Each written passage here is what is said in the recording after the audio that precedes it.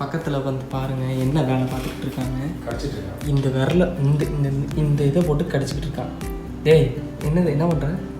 கர்றா பார்ப்போம். அவ்வளோ தைரியம் இந்த கர்றா நீ விரல துண்டா வந்துடும். ஏய் சேட்டை போகிறோம் உனக்கு.